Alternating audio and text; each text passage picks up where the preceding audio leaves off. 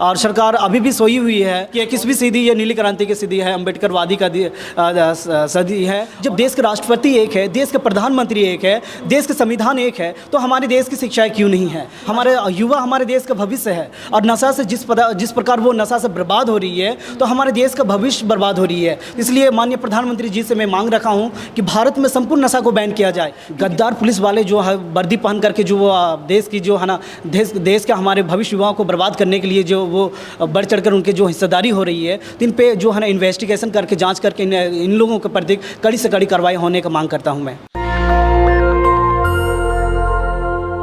नमस्कार, मैं ब्यूटी गिरी और आप देख रहे हैं नेशनल दस्तक। सरकार से लगातार मांगे होती है नशा बैन करने के लिए।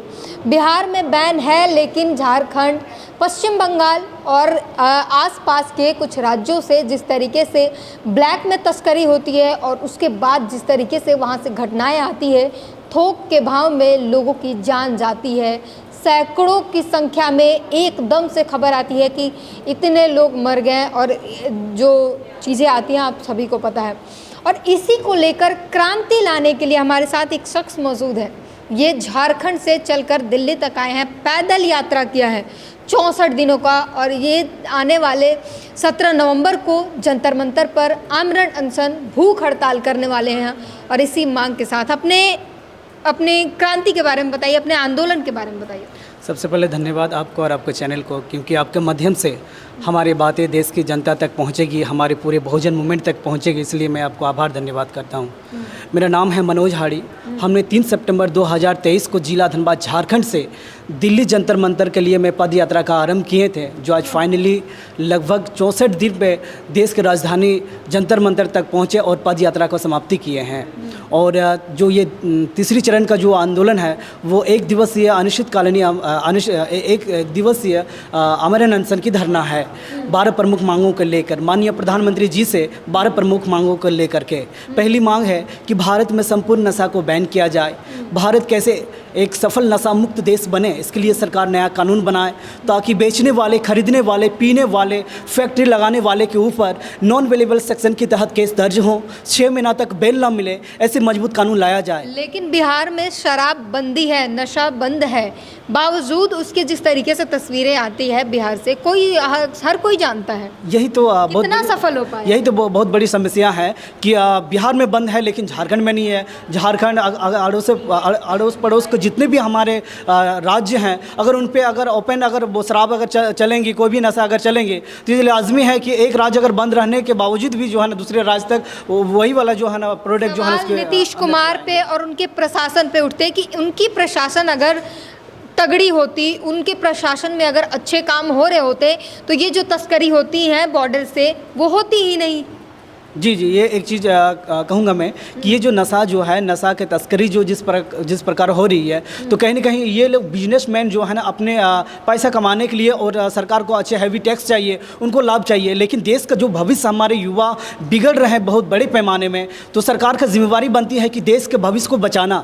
हमारे युवा हमारे देश का भविष्य है और नशा से जिस प्रकार वो नशा से बर्बाद हो रही है, तो हमारे देश का भविष्य बर्बाद हो रही है। इसलिए माननीय प्रधानमंत्री जी से मैं मांग रखा हूँ कि भारत में संपूर्ण नशा को बैन किया जाए, क्योंकि नशा के कारण हमारे देश के भविष्य युवा बर्बाद हो रही है। इसलिए मैं सरकार से मांग किया हूं कि संपूर्ण भारत में बैन किया जाए, साथ में कानून भी लाया जाए ताकि भारत एक सफल नशा मुक्त देश बने। ऐसा ना हो कि फाइन दे करके थाने से छूट जाए, नहीं, नॉन अवेलेबल सेक्शन के तहत केस दर्ज हो, या पीने वाले हो, फैक्ट्री लगाने वाले हो, या फिर कोई भी सदस्य जो शराब ले करके भी जाता हो, जो भी सदस्य हो, वैसे व्यक्ति के ऊपर में नॉन अवेलेबल सेक्शन के तहत केस दर्ज हो। ऐसा कानून बनाने का भी मांग करते हैं ताकि भारत सफल नशा मुक्त देश बनने में कामयाब हो। एक सवाल और पूछूंगी इसी से रिलेटेड, क्योंकि हमने बॉर्डर पे देखा है, आंखों देखी हाल बता रही हूँ कि जब यूपी से बिहार में एंटर होते हैं बस, वहाँ पे चेकिंग की जाती है।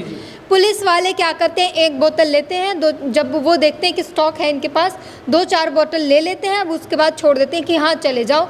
उनको कमीशन मिल जाती है क्योंकि उन्हें भी चाहिए। उनके लिए क्या करे सरकार, क्योंकि नीतीश कुमार हर संभव कोशिश कर रहे हैं कि शराब की बंदी पूरी तरीके से हो जाए, कानून भी ला रहे हैं, कार्रवाई भी हो रही है, लेकिन इन पुलिस वालों को ये जो बॉर्डर पे ये जब सरकारी अधिकारी और प्रशासन मिली हुई है, उनको किस तरीके से किया देखिए, जाए? सबसे पहले नीतीश माननीय मुख्यमंत्री जी को मैं धन्यवाद करता हूं, जो कि बहुत ही अच्छे निर्णय लिए हैं कि शराब को बंदी की है। मैं चाहूँगा कि वहाँ संपूर्ण नशा को बैन किया जाए। और रही बात पुलिस जिस प्रकार का जो ये तस्करी में उनके हाथ है, तो मैं माननीय मंत्री महोदय जी से, हमारे जो बिहार का जो मुख्यमंत्री महोदय जी हैं, तो उनसे मैं मांग करूँगा कि ये जो गद्दार पुलिस वाले जो है वर्दी पहन करके जो देश की जो है ना देश के हमारे भविष्य युवाओं को बर्बाद करने के लिए जो वो बढ़ चढ़कर उनके जो हिस्सेदारी हो रही है, तो इन पे जो है ना इन्वेस्टिगेशन करके जांच करके इन लोगों के प्रति कड़ी से कड़ी कार्रवाई होने का मांग करता हूं मैं।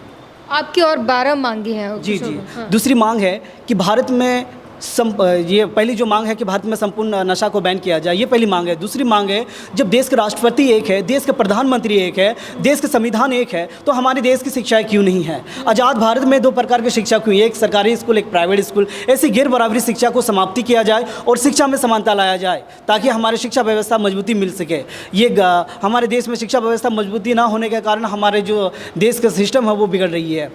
हाँ। जी। ये तीसरी मांग है कि हमारे बड़े भाई चंद्रशेखर आज़ाद जी को जेड प्लस सुरक्षा दी जाए। इन्होंने कितने बड़े पैमाने में जंतर मंतर पर बहुत बड़ा प्रोटेस्ट किए और सरकार अभी भी सोई हुई है। और माननीय हमारे बड़े भाई चंद्रशेखर आज़ाद जी को जेड प्लस का सुरक्षा नहीं दी जा रही है, तो इससे ये तय होती है कि सरकार चाहते हैं कि बड़े भाई के ऊपर में दोबारा हमला हो।